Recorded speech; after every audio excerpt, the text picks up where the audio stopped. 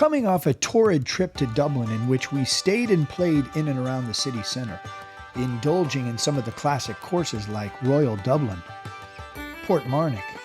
We roamed the rugged dunes of the island, toured Croke Park with Joe Canny, a hurling legend, and we chased down the perfect pint before restarting the heart in the Dublin Bay.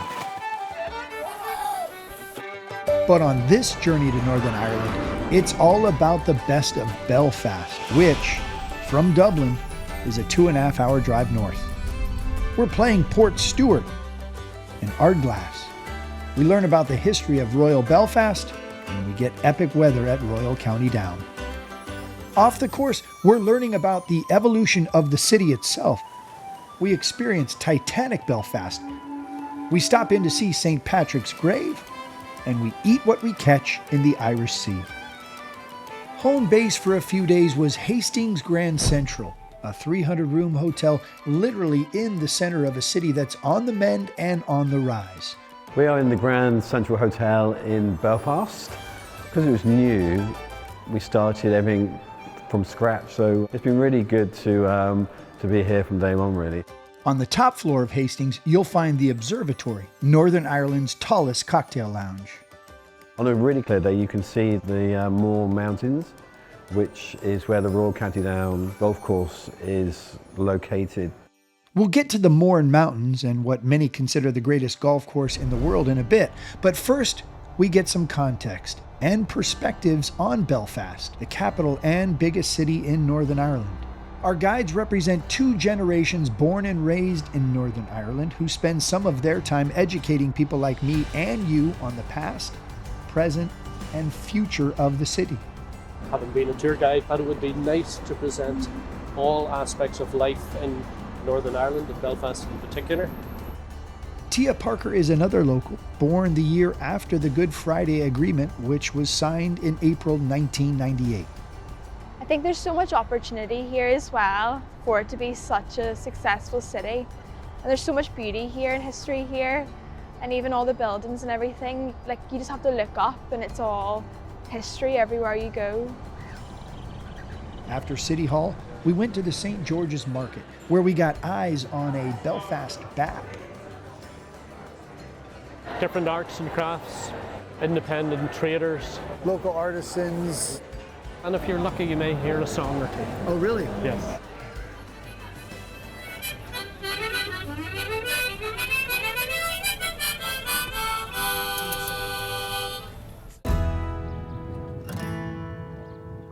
Now it was on to the golf, and not just any golf course. This is Royal County Down, which is widely considered the greatest golf course in the world. Kevin Whitson, who has been at the club for 30 plus years, saw us off the first tee and narrates our day. In terms of mainstream golfers, it possibly wasn't that well known. And therefore, for me to come, it was exciting. I could see how the visitor base at Royal County Down could grow and the visitor experience could grow. I think the real pilgrims found Royal County Down in the early days, and overseas rankings were quite high, those pilgrims that come and found it. But I think we've always been in that sort of upper echelon. But I think that journey on up to the very top of the rankings, to join the other greats at the top of that list, it's just to be in that conversation makes you immensely proud. What is it about this golf course, this routing, this architecture that makes it so special? Possibly the only championship links golf course that sits at the foot of a mountain range, and to be able to see the sea, to hear the sea, and to have the mountains feeling as though they're falling in on top of you is an incredible backdrop for links golf course. So you have this combination of the most beautiful landscape and a really difficult golf course. Stephen, my caddy, anything, I'm in good hands here? You're in very good hands, yeah. We have a big caddy program at the club, 110 caddies here, and Stephen's one of our best, and he's a local man, so he'll be keeping you right with a bit of history, but he'll certainly keep you on the straight and narrow. Wish me luck.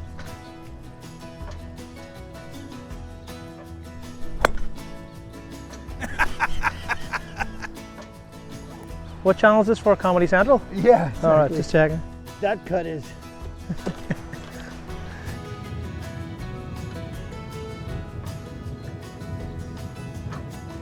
Dunes either side of you, you've got heatherline fairways, you've got gorse in bloom just now.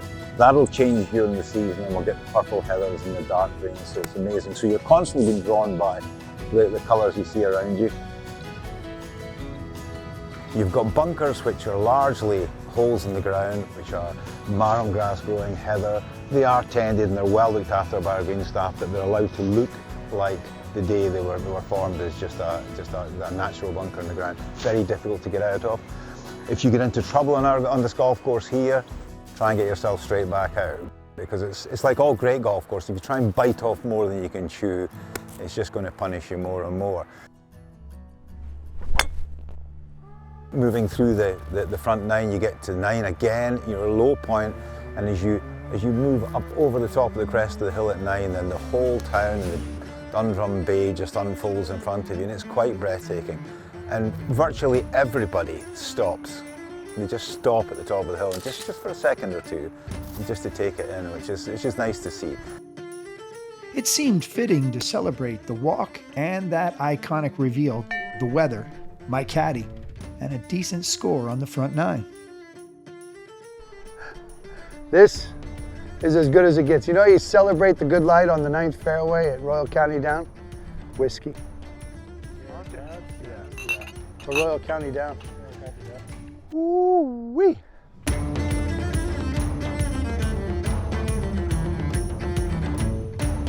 Hey! Wait your whole life for this kind of walk.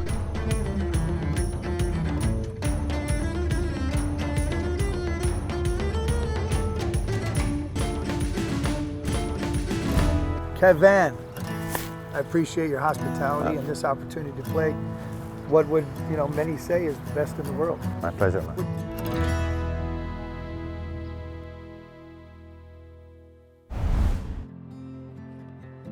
It's day 2, and not far from Grand Central is Titanic Belfast, an incredible tribute and the tale of the Titanic's tragic story.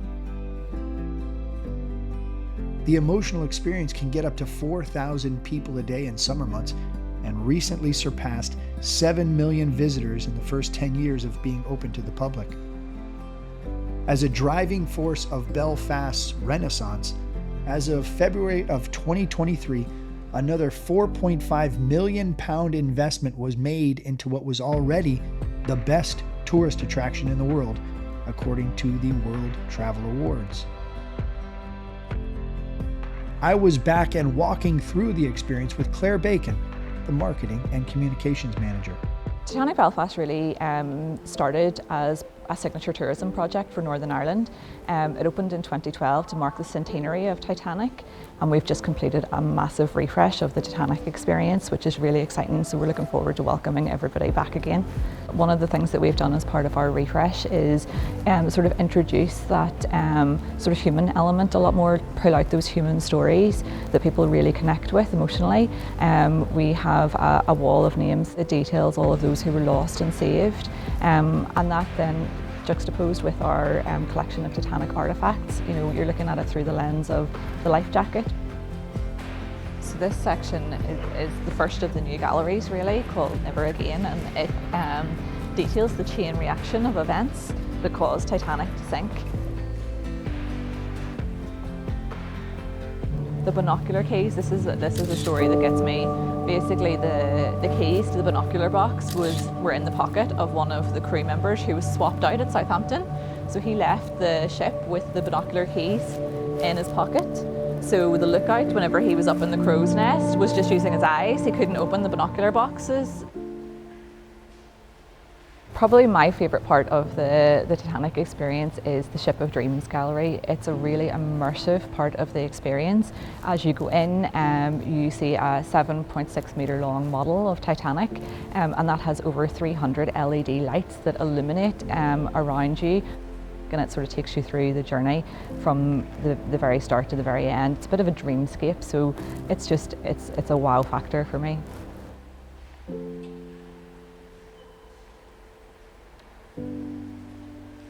After an experience like Titanic Belfast, which is a must if you're ever anywhere near the north, if you're looking for golf in the afternoon, you've got options. Royal Belfast being one of them. Only a 15-minute drive from the Grand Central, the club was founded in 1881 as a 6-hole routing, which claims to be the oldest course in Ireland. Golf in Belfast was inspired by the old course at St Andrews, and after receiving royal delegation in 1885, the club has moved sites twice. In 1925, the council appointed Harry Colt to build the parkland course they have now, which is along the shores of Belfast Lough. Visitors are welcome, and members include Rory McIlroy, who grew up down the street playing Hollywood Golf Club.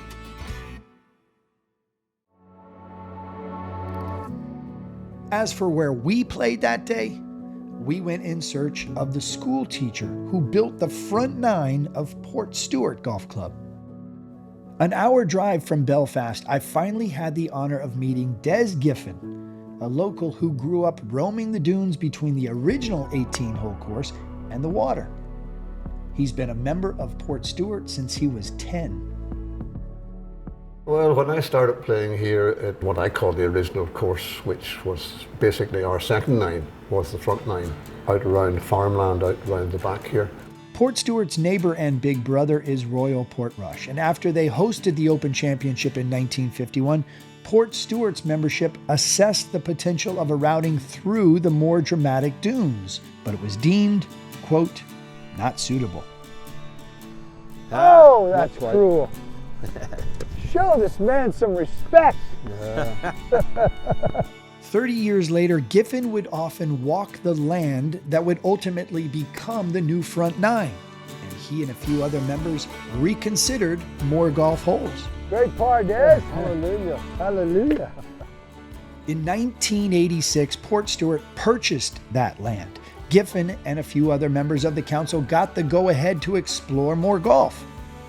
There were doubters. The sand was unstable, but Giffen and Bernard Finley, the course manager then and now, pushed on. There were skeptics in the membership who thought it wasn't going to work, but that didn't stop us from doing it. The key leadership was intact and everybody was going to move forward. Bernard, our head greenkeeper, was very, very capable, and he did all the organisation of all machinery and men and all that sort of work. Who kind of came up with the master plan and the routing and the hole by hole and kind of made this something that looked like a vision that could make... Me, I suppose. Okay. Me. What a hole. Oh my God. Oh my God.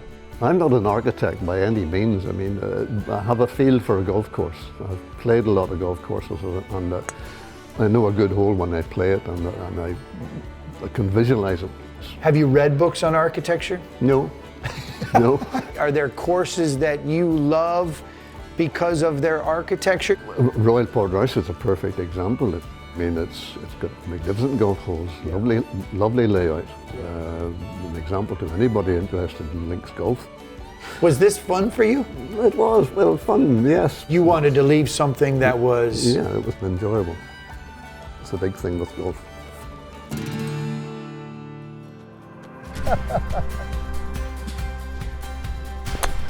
Okay, good shot, Des. Well done. Come on there, baby. Go on. That was absolutely superb shot.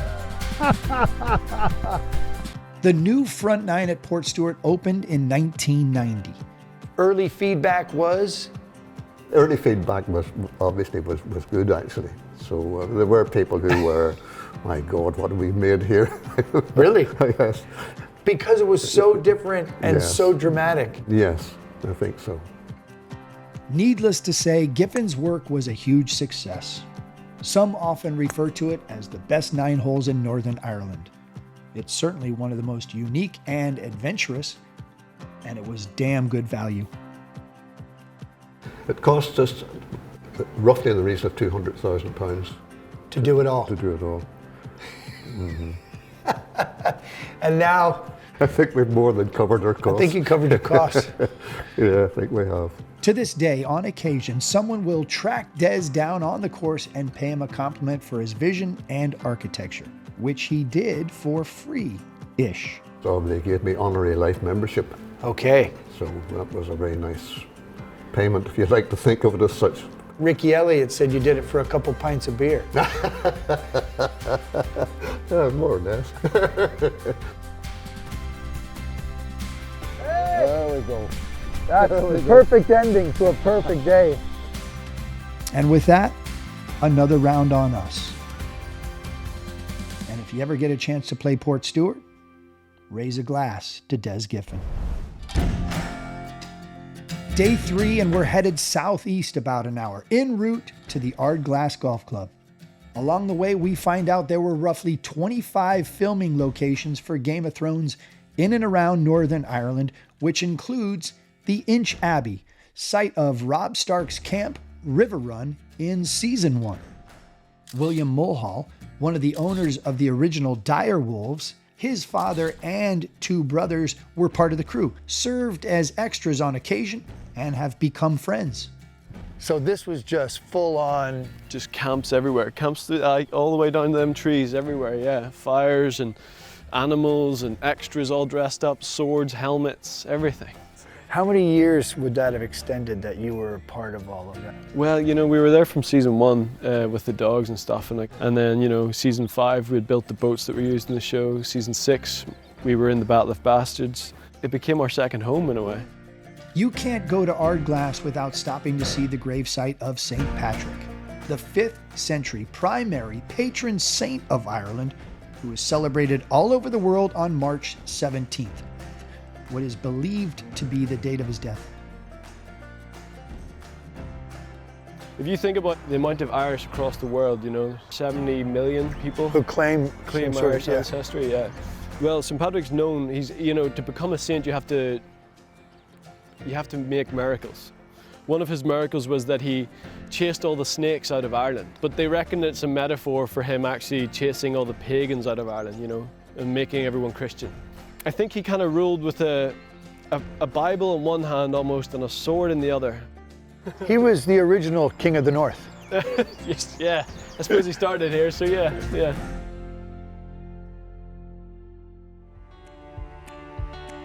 William dropped knowledge, history, and me at the Ardglass Golf Club, home of the oldest clubhouse in the world. And in my opinion, the definition of a hidden gem. Sound the cannons. My playing partners are Paul Vaughan, the head pro, and Kieran Fitzsimons, the 11-time club champion at Ardglass, whose family goes back to this area for at least 8 generations.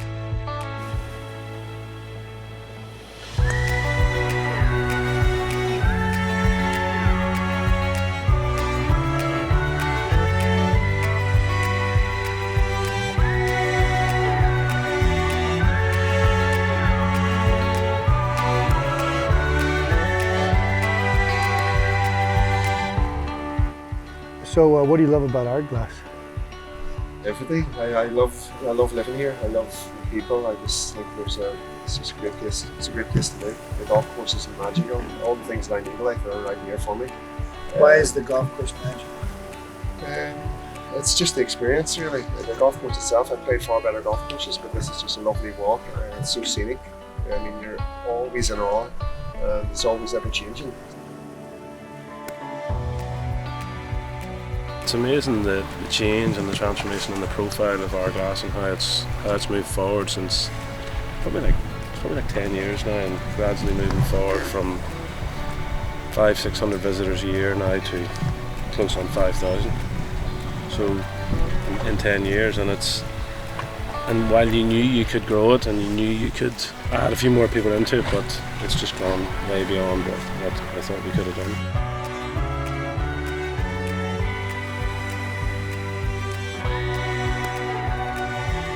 At 170 pounds or $215 in peak season, Ardglass remains great value and is just one of many courses in the north benefiting from the Belfast Renaissance. Northern Ireland is a better place now for visitors to come to. Belfast is a thriving city. It's got like a real buzz about it, or it's a safe place to go. Whereas in the past, people would have been reluctant to come to Belfast. Our day with Fitzy didn't stop at golf. He offered us a unique chance to catch our dinner. The Ardglass Harbor has been used as a fishing port for over 2,000 years. Let's go get some lobsters. You tell me what to do. 100-year-old boat. And my uncle, who was 82, was 7 years of age. It was washed up in Ardglass when a fishing boat went down. And he was given it.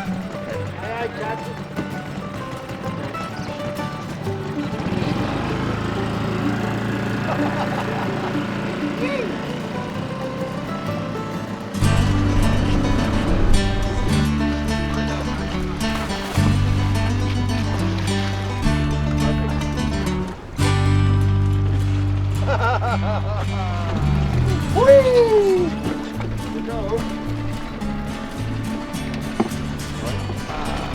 Hello. Hello. Yeah, I'd be kicking too. I know this is old hat for you, but this is good times for us. Yeah, well, it's going to be even better when we eat it later on. Good point. We brought what we caught back to Fitzy's house, where he and his wife Donna hosted a backyard barbecue for the fire pit crew and a few neighbors. Not far from the 10th green of Ardglass, Fitzy's backyard serves as a one-stall driving range.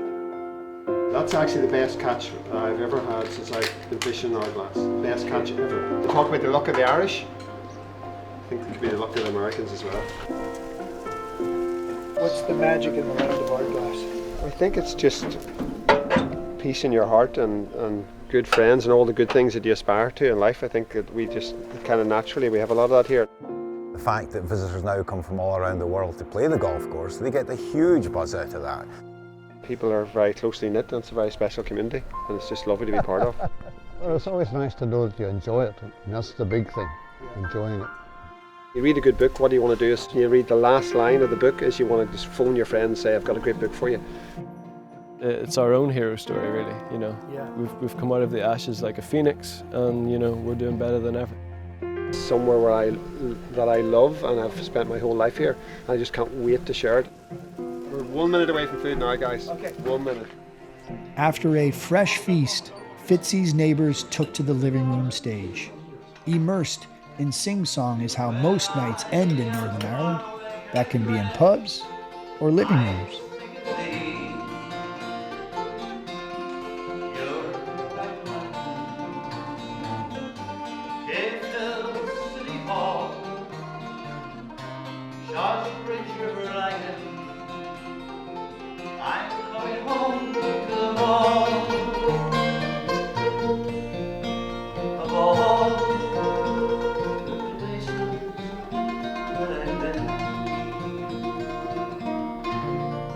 On that note, those notes, Belfast is a good book, and I can't wait to share it.